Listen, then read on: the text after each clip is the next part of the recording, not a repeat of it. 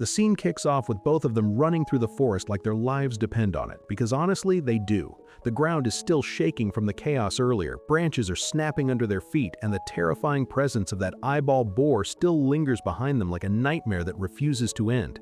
After pushing themselves to the limit, they finally manage to create some distance and slow down, breathing heavily, trying to calm their racing hearts. Kuroboshi looks back for a moment and realizes they somehow survived, which honestly feels like a miracle considering how absurdly dangerous that monster was. Meanwhile, Kanye is completely shaken, the kind of shaken where a person starts questioning every decision that led them here, and without wasting time, he drops something unexpected. He's quitting Hachi School. Kuroboshi is confused because this isn't some ordinary place. Hachi School is where only the best get in. But Kanye doesn't try to hide anything. He admits it plainly. He believes he has no talent. And this is where things start to hit a bit deeper, because Kanye explains his alpha ability, and it's not flashy or powerful in the usual sense. He can only create sticky bubbles. No explosions, no destructive force, nothing that screams combat ability. In a place like Hachi, where students with abilities like Hyoga or Hiwashi can wipe out enemies with overwhelming power, something like bubbles sounds like a joke, and unfortunately that's exactly how people treated it. His classmates mocked him, calling his ability weak, and over time that kind of pressure crushed his confidence. But Kuroboshi doesn't see it that way at all. Instead of brushing it off, he crouches down and carefully examines one of the bubbles, pressing it into the sand, and something unexpected happens. The area where the bubble touches doesn't just stay sticky, it hardens, almost like it's reinforcing or stabilizing the surface. This catches Kuroboshi's attention immediately, and while Kanye is confused, he starts getting excited because in his mind, this ability isn't useless at all, it's actually incredibly useful. He explains that if the bubbles can stick and solidify things, then they can be used strategically to trap, restrict, or control enemies.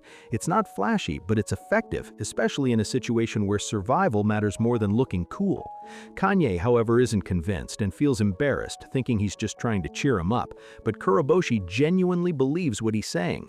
The difference between them becomes clear. One sees limits, the other sees potential. Then Kuroboshi shares a simple idea he believes in, that a person's life isn't decided by what they are born with, but what they choose to do with it, and coming from someone who himself struggles to control his own strange alpha ability, it carries weight.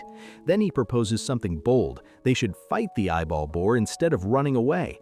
It sounds insane at first, considering they barely escaped earlier, but Kuroboshi doesn't say it like a reckless challenge. He calmly asks Kanye to lend him his power, showing that he's not planning to fight alone, but to use teamwork.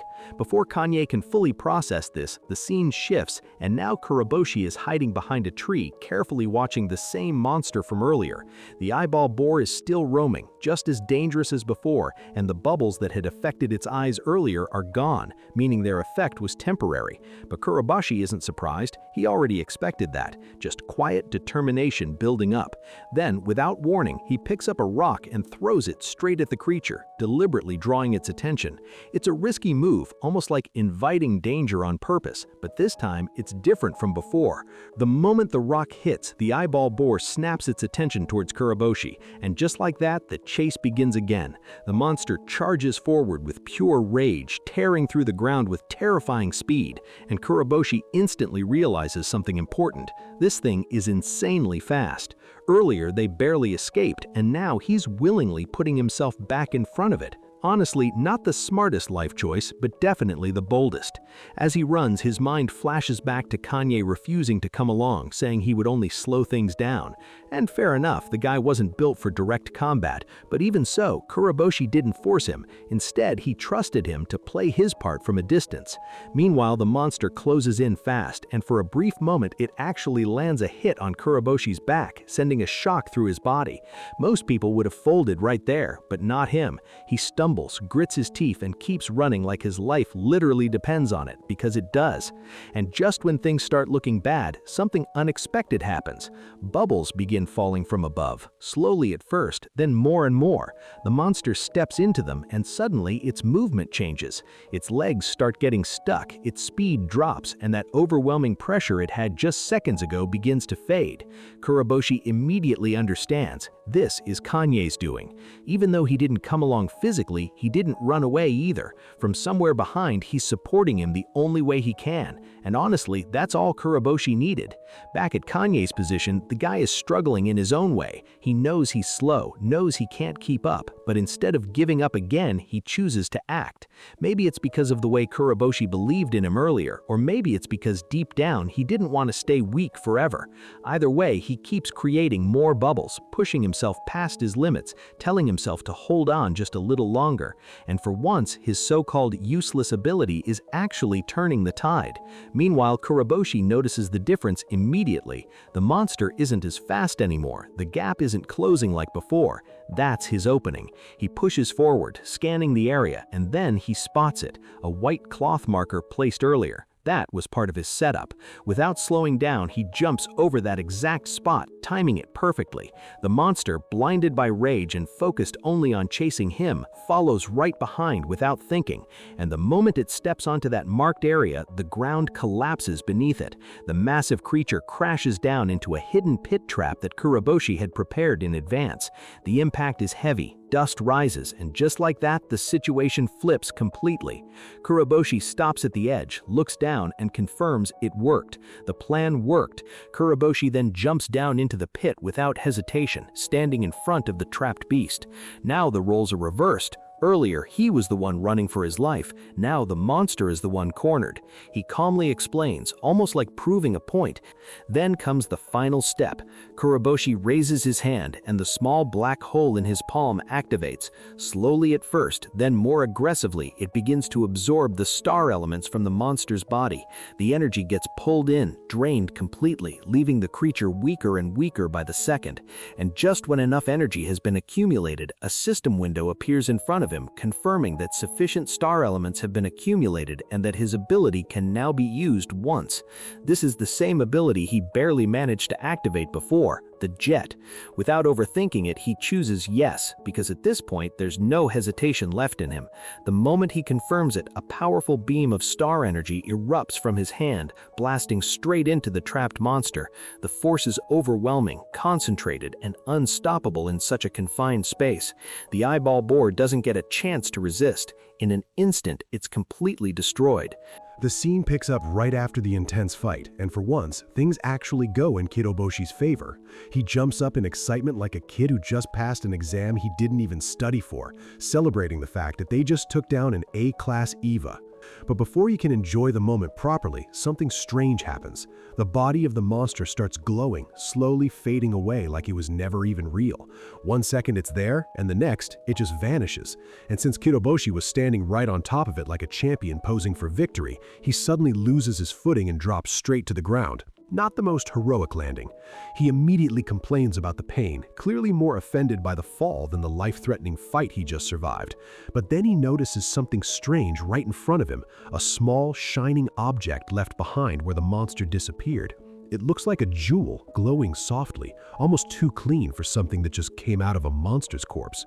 Around the same time, Kanye rushes over, worried about whether Kuroboshi is okay. Kuroboshi casually brushes it off, saying he's fine, although his pride and probably his back took some damage from that fall. But his attention quickly shifts back to the glowing object. He points it out, confused about what exactly just happened. That's when Kanye explains something important. The object is an element stone, something that forms when an EVA dies. Apparently, the star elements inside their body crystallize into these stones, and depending on the type of EVA, the stone can have unique properties. Since this particular monster had a lot of star elements concentrated in its eye, it makes sense that the resulting stone came from that part. Kuroboshi takes that in, realizing that monsters don't just disappear, they basically turn into valuable loot.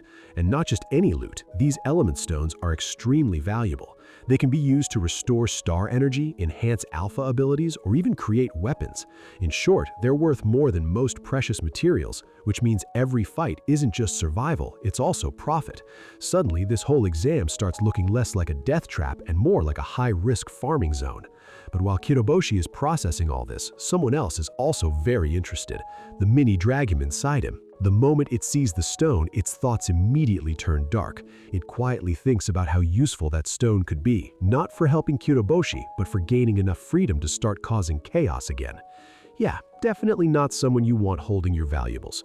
Then, with a suspiciously friendly tone, it suggests that Kyotoboshi should hand over the stone, promising that he won't regret it. And honestly, that's already a red flag. Kyotoboshi doesn't even hesitate. He immediately smacks the idea down, literally and mentally, refusing to give it up. He's already learned enough to know that trusting this creature is like handing your wallet to a thief and hoping for a thank you note. From the outside, it looks like he's just talking to himself, which confuses Kanye a bit, but Kyotoboshi quickly brushes it off, saying it's nothing important. Then, instead of dwelling on it, he turns back to Kanye and thanks him sincerely. Without Kanye's support, especially those bubbles, this fight wouldn't have been possible. Kanye, still not fully confident in himself, responds modestly, but there's a clear shift in his attitude now. For the first time, his ability actually proved useful. Kyotoboshi then brings things back to the main goal. Each student needs to defeat 5 A-class EVAs to pass the exam, and since the 2 of them already took down 1, they still have more to go. Meanwhile, the scene shifts to a completely different situation where things are going not so well for some of the top students. The upperclassman overseeing the exam is absolutely dominating the fight, easily defeating both Orine and Sendi. And this isn't just a casual loss, they're getting completely overwhelmed. The examiner looks genuinely disappointed, questioning whether these so-called high-ranking students are even worthy of their titles. From his perspective, they look weak, almost like the ranking system itself is broken. He especially calls out Orine, pointing out that her attacks lack killing intent. In real combat, hesitation like that can get you killed, and he makes that very clear. Then he turns his attention to Sendi, accusing her of holding back and not using her true ability. Unlike others, he's not fooled easily. He can tell she's hiding something, and he doesn't like being looked down on. The atmosphere gets tense, especially when Sendi casually acknowledges that he figured it out. The examiner doesn't take that lightly. He makes it clear that he won't tolerate being underestimated and prepares to push things further. Then, just as the situation reaches a peak, he shifts focus. Looking up at the moon, he declares that it's time. The exam phase is over, and now comes the evaluation. Students who manage to survive and collect element stones begin gathering around him. Out of around 30 students, only 6 show up with results, which already tells you how brutal this test was. He acknowledges that at least a few of them are decent, but there's no praise, just cold assessment. He then instructs them to present the element stones from the 5 A-class EVAs they were supposed to defeat. And just when things seem settled, a voice interrupts from behind. Everyone turns, and there they are, Kyotoboshi and Kanye, running in like they just came out of a completely different story. Without hesitation, Kyotoboshi reaches into his pocket and pulls out their collected stones, casually stating that between the 2 of them, they managed to defeat 10 A-class EVAs. No big deal, just double the requirement. And then he asks the most straightforward question possible. Does that mean they passed? The moment Kyotoboshi finishes showing the element stones, the atmosphere shifts. Everyone is still processing what just happened. 2 people casually claiming they defeated 10 A-class EVAs like it was some side quest. Meanwhile, the examiner just stands there with an irritated expression, clearly not impressed by the drama. After a short pause, he finally accepts it, not because he's amazed, but because the numbers check out. Based on the stones alone, he acknowledges their results and decides to count it as valid. No praise, no excitement, just cold approval. Then he makes the announcement. Out of everyone who entered this exam, only 8 students have passed. That's it. The rest, their ranks will be revoked and they'll be expelled. No second chances, no sympathy. In his eyes, if they can't even pass something like this, they would only die later anyway. Harsh, but in this world, that's just the reality. The failed students don't even argue. Most of them just stand there in silence, realizing how close they came to surviving this system, only to be thrown out like they never were part of it. Up until this point, it sounded like a brutal but fair lesson, but then he drops the real bomb. He announces that the next morning there will be an operation, and not just any operation, they're going to take down an S-class EVA colony. The moment those words come out, the entire mood changes. Fear spreads instantly across the students' faces, because this isn't a test anymore. This is basically a suicide mission disguised as training. A single S-class EVA is already dangerous enough, but a colony? That means multiple high-level threats gathered in one place, multiplying, evolving, and turning the environment into something hostile for humans. It's not just dangerous, it's overwhelming. The examiner explains the situation like it's just another routine task. EVAs are slowly transforming Earth to match their own world, spreading their influence and increasing their numbers. Civilian casualties have already started rising, and if the colony isn't destroyed quickly, things will only get worse. So this isn't optional, it's necessary. And the worst part, this selection exam wasn't just about passing or failing, it was about choosing who would be sent into that operation. In other words, the ones who passed didn't just earn survival, they earned a ticket to the next level of danger. Even Orine and Sandy, who were already struggling earlier, are included in the mission. The examiner makes it clear that no matter their condition or attitude, they are still high-ranking students and they will fulfill their duty. No excuses, no backing out. Sandy reacts in her usual carefree way, joking about how this is basically a death sentence, but even behind that playful tone, there's tension, because deep down, everyone understands what's coming. The examiner doesn't drag it out. He gives the final order. The operation begins the next morning. That's it. No motivation speech, no preparation time. Just rest, recover, and be ready to risk your life again. He then announces that he'll be handling the dropouts, while the rest of the students are told to wait for the pickup vehicle and get some rest. Simple instructions, but heavy with meaning. As the students begin to process everything, the examiner quietly shifts his attention toward Kyotoboshi. His expression doesn't change, but his thoughts do. He remembers seeing this same boy at the location where the strongest species disappeared. At that time, Kyotoboshi didn't stand out much, but now he's here, passing an exam that even others with more experience failed. That alone makes him suspicious. The examiner isn't just another student, he's a variable, something unknown. And in a world where unknown things can turn into threats, that's dangerous. The scene begins with a quiet but heavy atmosphere inside a moving bus. The vehicle is rushing down an empty road, carrying a group of exhausted students toward their next mission. No one is talking, no one has the energy left for it. Most of them are sitting silently, some leaning against the windows, others with their heads down, trying to get whatever rest they can before things get worse. This isn't a normal school trip. It feels more like a ride straight into danger. Kyotoboshi sits among them, looking outside for a moment before closing his eyes, thinking about what lies ahead. He knows that if they stay on this bus, they will reach the S-Class Even Nest colony by morning, and just thinking about that makes the air feel heavier. He glances to his side and notices Orine and Senri. Both of them are asleep, completely drained after everything they went through. Seeing them like that makes him realize just how tired everyone is. Even the strongest among them are not in perfect condition. This mission came too soon. It hasn't even been a month since the strongest species attack, and yet here they are again, being sent into another life-threatening situation. Nothing about this feels normal. Kyotoboshi starts thinking about his own situation. Not long ago, he was completely powerless. He couldn't even attend school properly, let alone fight monsters. But now, things have changed. He has stepped into a world filled with danger, responsibilities, and strange powers. More importantly, he has started gaining something he never really had before, people he can call friends. But that doesn't make things easier. If anything, it makes it harder. Because now, it's not just about surviving for himself. So now the question becomes simple. How is he supposed to fight without using it? He looks at his hand, thinking about his current ability, the Star Element Jet. It's powerful, no doubt about that, but it has limits. It requires stored star element, and he can't just use it freely whenever he wants. That means he has to fight carefully, choosing the right moment. But in a chaotic battlefield, will he even get that chance? The more he thinks about it, the more uncertain everything feels. His thoughts slowly drift toward his mother. He remembers her words, her presence, and what she means to him. For a moment, a dangerous thought crosses his mind. What if he dies here? But he quickly stops himself. He doesn't want to go down that path. And then something strange happens. His hand starts trembling. At first, he doesn't understand why. There's no enemy nearby, no immediate danger, but the feeling is real. It's fear, the kind that slowly creeps in before a big battle. And before he can even process it properly, something emerges from his palm, the mini-dragon. It appears from the black hole in his hand, carrying that same sinister presence as always.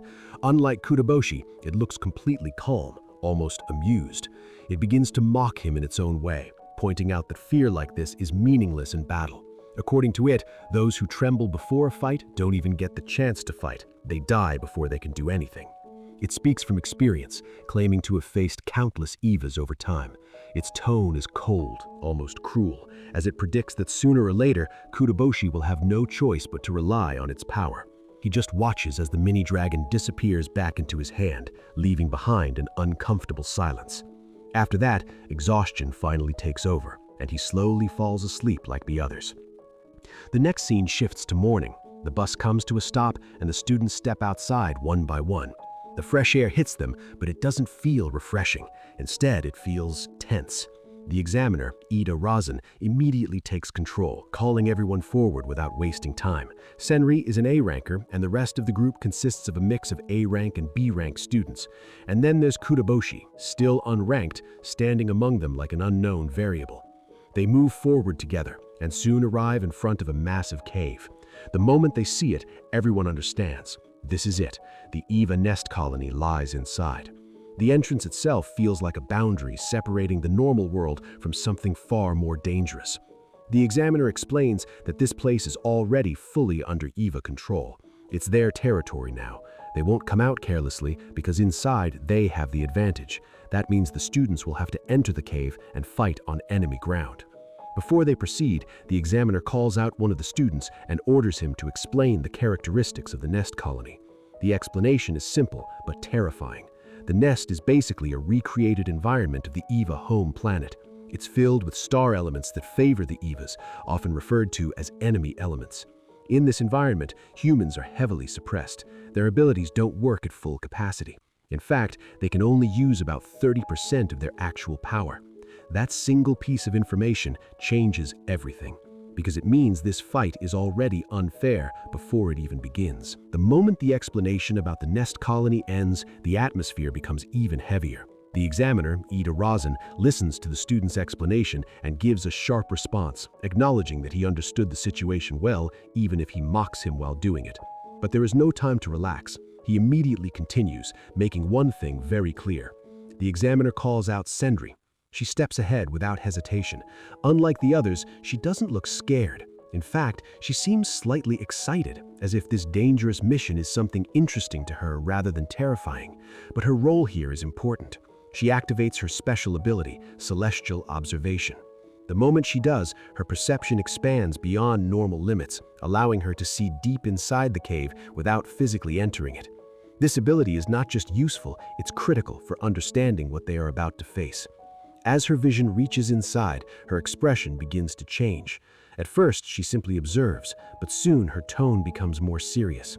The inside of the cave is far worse than expected.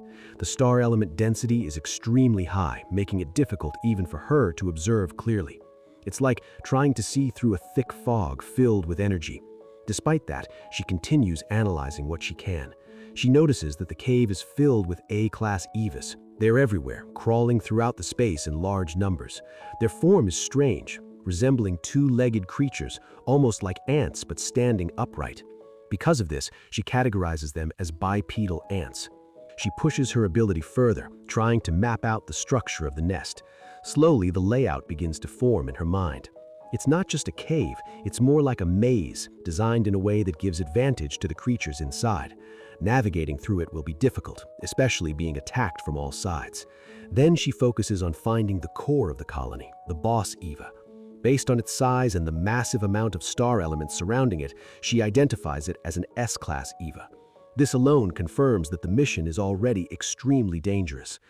But just when it seems like she has gathered enough information, something unexpected happens. Her observation catches something strange. At first, she notices movement, something different from the other Evas. Then, slowly, a figure becomes clear. It's not like the others. It doesn't look like a beast or an insect. Instead, it has a humanoid shape.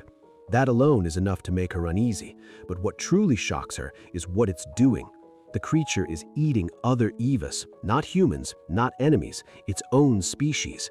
It is devouring them without hesitation. This changes everything. For a moment, even she struggles to process what she is seeing. A creature that consumes its own species is not normal. It suggests something far more dangerous, something that has evolved beyond simple instinct. And then comes the most terrifying realization. That creature becomes aware of her observation. Even though she is only watching from a distance using her ability, it senses her presence. The moment that happens, she immediately cancels her ability. There is no hesitation this time. Her calm attitude disappears, replaced by urgency. She quickly calls out to Ida Razin and reports everything she saw. Her tone is completely different now, serious, direct, and filled with warning. She explains that this is not just a normal S-class nest colony. What they are facing is something far worse. This is the nest belonging to a special type of Eva, one that appeared 3 years ago and caused massive destruction to humanity. A creature that possesses not just overwhelming combat power, but also higher intelligence, something that goes beyond the standard S-class classification. She identifies it as a plus-class Eva, a humanoid-type nest colony. That single conclusion sends a wave of fear through the group, because this is no longer a training mission. This is something far beyond what they were prepared for. The moment Senri finishes her observation, the mood completely shifts. Her voice is no longer playful or relaxed. It carries urgency. She clearly recommends retreat, explaining that this is not just any nest, but one controlled by an S-plus class Eva, a humanoid type. The moment those words sink in, the other students freeze. Fear spreads quickly through the group. The idea of a humanoid Eva alone is enough to shake them, but adding S-plus class on top of that makes it even worse. Some of them start reacting immediately, clearly terrified, because this is far beyond what they signed up for. Kuroboshi, however, looks confused rather than scared at first. He hears the term S-plus class, but doesn't fully understand what it means. His confusion doesn't go unnoticed. One of his classmates looks at him like he just said something stupid and starts explaining things quickly, almost like there's no time to waste. The explanation is simple but heavy. Human combat ability is ranked from S at the top to F at the bottom. Rankers are people who can fight Evas of the same level. At the top of this system are the S rankers, the strongest fighters humanity has. There are only about 10 of them in total, and they are considered the ultimate force against Evas.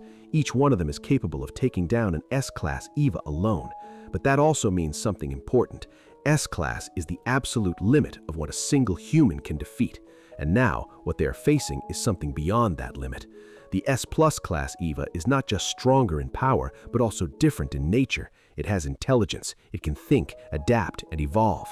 In the past, it took multiple S-rankers working together just to barely defeat one. That alone shows how dangerous it is. And now Senri adds another layer to the problem. Based on what she saw, this humanoid Eva is not just sitting there, it has been actively feeding on other Evas, absorbing their star elements and growing stronger. That means the nest they're looking at right now is not a normal one, it is a colony created and controlled by this humanoid creature, meaning everything inside. Ida Razin speaks. He listens carefully to everything and acknowledges the situation. His face doesn't show panic. Instead, he calmly processes the information and then gives his conclusion. And when he speaks, his words completely shock everyone. The operation will continue. For a second, no one reacts. It's like their minds can't process what they just heard. Even after everything that was explained, he still decides to move forward. The students look at him in disbelief, but Ida doesn't hesitate. He explains his reasoning clearly. The humanoid Eva has the ability to absorb star elements from its prey and grow stronger. That means time is not on our side. The longer they wait, the stronger it will become. If they retreat now and come back later, they might face something even worse. Kuroboshi stands there, silent. Inside his mind, things are moving fast. He remembers the words of the mini-dragon, the warning that one day he would have no choice but to rely on its power. That thought creeps back into his head at the worst possible moment. For a brief second, doubt tries to take over, but he doesn't let it. Instead, he does something simple. He slaps his own face. It's not dramatic, it's not loud, but it's enough to bring him back to the present. He admits to himself that he's scared. There's no point in denying it anymore. He remembers how his hands were shaking on the bus just thinking about this fight. That fear hasn't disappeared, it's still there. But this time, he doesn't run from it. He makes a decision. Even if he is scared, he will move forward. Even if the enemy is an S-plus class Eva, he will still fight. Not because he thinks he can win easily, but because standing still is not an option anymore. If moving forward can save someone, then he will do it. If there is even a small chance, he will take it. He doesn't need to be the strongest, he just needs to do what he can. And that simple resolve changes something. From a distance, Aureen notices him. She watches his expression, the way he stands, the way he pushes himself forward despite everything, and a small smile appears on her face. In her mind, she quietly acknowledges it. Kuroboshi, without even realizing it, gives her courage too. Aureen steps forward without hesitation, her expression calm yet filled with quiet determination as she volunteers to take the lead despite the tension spreading among the group. And while many students are still shaken by the revelation of an S-plus class Eva, she shows no sign of fear, making it clear that she is ready to act. Ida Razin looks at her for a brief moment and then accepts her proposal, almost as if he expected this from the beginning. He tells her to move ahead and demonstrate what a true Hachi school student is supposed to be like, especially in front of those who are already losing confidence. And with that, she turns and walks straight into the cave without looking back. The moment she steps inside, the atmosphere begins to shift. She brings her hands together and focuses deeply, gathering her power, and instantly the star elements around her begin to react. Even from outside, Kuroboshi can feel the overwhelming surge of energy. It is not something small or controlled, it is massive and intense, as if the environment itself is bending toward her will. The air grows colder, sharper, and heavier with each passing second, and then in one decisive motion, she releases her ability. A powerful ice-based attack bursts forward into the cave, exploding with force and spreading rapidly across the entire space. Within moments, the inside of the cave transforms completely. Countless A-class Evas that were crawling inside a frozen solid, trapped in thick layers of ice. Their movements stop instantly, as if time itself has been frozen along with them. The walls, the ground, everything becomes covered in frost, turning the once dangerous nest into a frozen battlefield. Kuroboshi watches in complete shock as he realizes the scale of her power.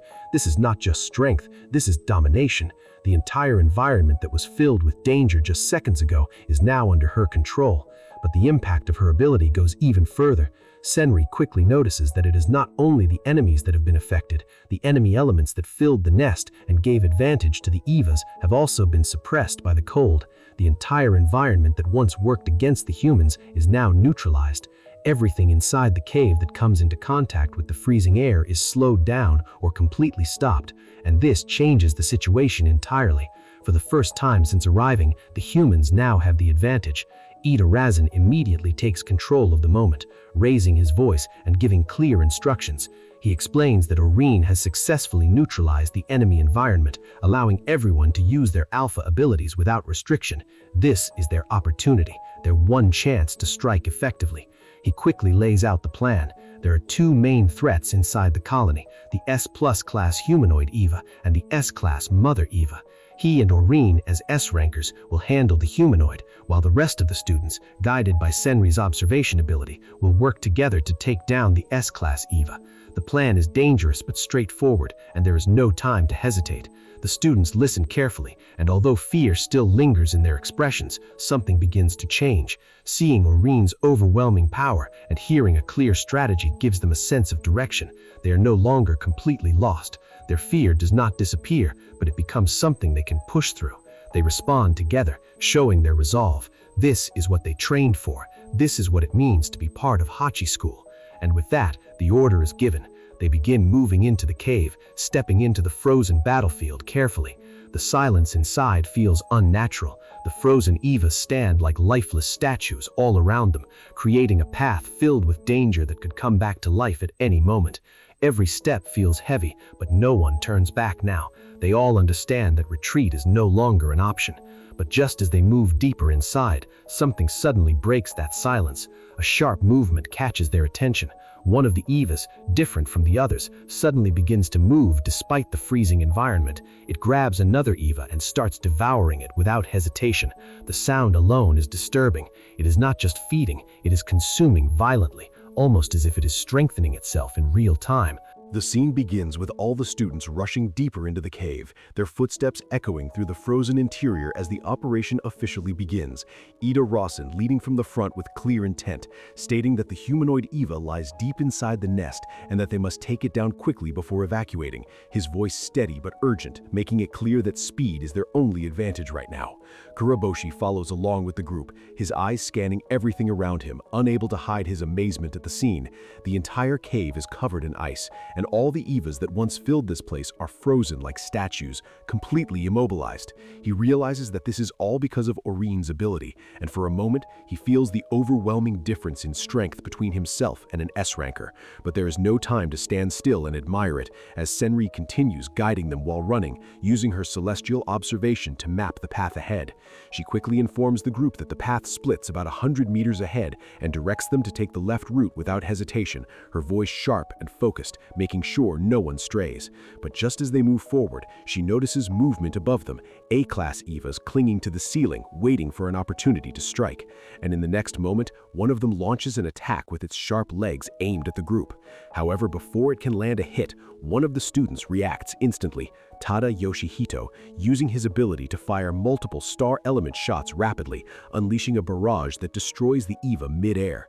The precision and speed of the attack are enough to shock Kuroboshi, and as they continue forward, more students begin showing their abilities. Momokawa Koshi, who can petrify anything she touches, Tsukuda Ritsu, who creates swords from star elements, Mukumoto Hazel, whose ability allows her to explode anything she touches, Yomino Zen, who manipulates star elements into water and traps enemies in a water prison, and Iwatake Ken, who can harden his body like rock for combat, each of them moving with confidence and coordination, taking down A-class Evas almost effortlessly. Kuroboshi watches all of this unfold right in front of him, realizing that these selected members are on a completely different level, their teamwork and power making it look easy, and for a moment, he feels the pressure building inside him. He knows he needs to get stronger too, but the problem remains the same. How is he supposed to store star elements and use his ability effectively in a fight like this?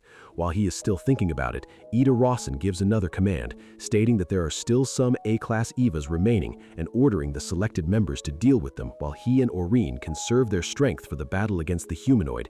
His decision is strategic, saving their energy for the main threat, but something about the situation starts to feel off, even to him.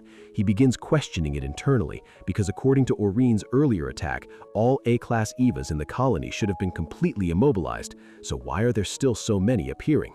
He turns to Aureen and questions her, and she confirms that her ability had indeed stopped all A-class Evas at the time. Senri also confirms through her observation that there were no active Evas left earlier, which only deepens the confusion. Ida starts thinking more seriously now, trying to connect the dots, and one possibility comes to mind. Could it be that the S-class Mother Eva is producing new ones? If that is true, then the situation is far worse than expected, because it means the enemy is constantly replenishing its forces. Before he can analyze it further, the ground suddenly begins to shake violently, the entire cave trembling as if something massive has moved beneath it. Kuroboshi immediately reacts, wondering if it is an earthquake, but Senri quickly checks using her ability and turns back with a serious expression, reporting that the entrance of the cave has collapsed, the bedrock has fallen and sealed their only exit, trapping all of them inside the nest. That single piece of information hits harder than anything else so far, because now retreat is no longer an option, even if they wanted it. And as if things couldn't get worse, the ice that was covering the cave starts breaking apart, chunks of it falling from above like rain. The frozen battlefield begins to crumble, and Aureen immediately realizes what is happening. Her ability, which had frozen the entire nest, is being forcefully canceled. Something inside the cave is overpowering her control, something strong enough to break through an S-ranker's ability, and that realization alone sends a chill through everyone present. Senri quickly activates her observation again and detects a massive concentration of star elements building up somewhere nearby, far denser than anything they have encountered so far. The situation reaches its breaking point the moment a massive presence appears right in front of them, the S-plus class Eva finally revealing itself, standing there in a humanoid form with a disturbing appearance, its entire body glowing in a deep red tone, and its mouth filled with sharp human-like teeth that immediately give off an unnatural and terrifying feeling.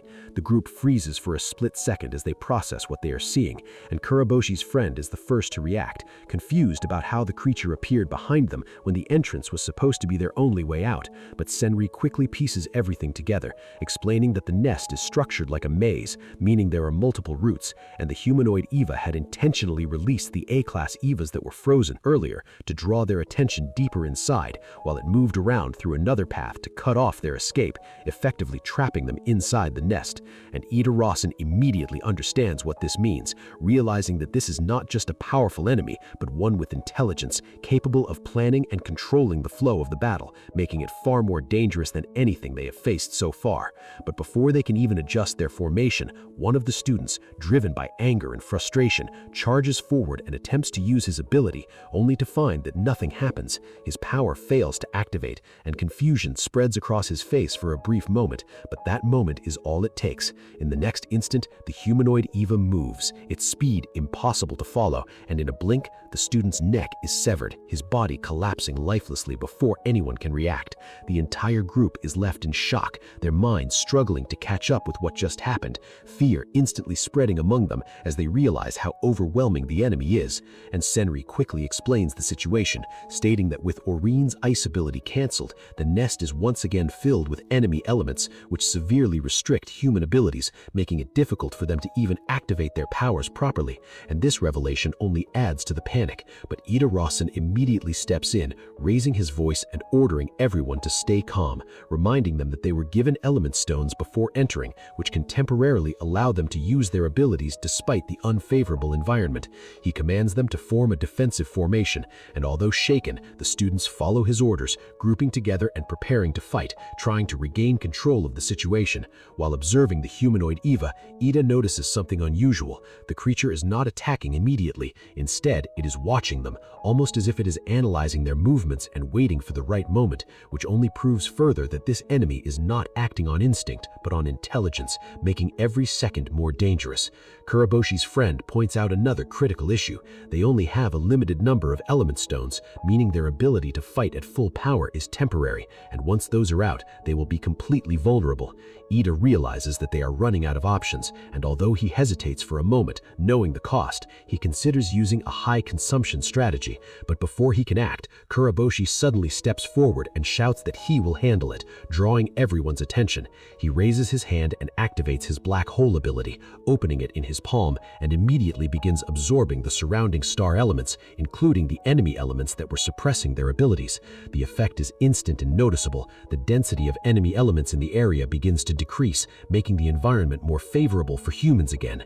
Ida watches this with surprise, quickly understanding what Kuroboshi is doing. An ability that absorbs star elements is exactly what they need in this situation, and without wasting time, he gives another command, ordering all A-class and below members to form a defensive circle around Kuroboshi and protect him at all costs, because as long as he continues absorbing the enemy elements, the rest of the team can use their abilities freely, turning him into the key support for the entire operation.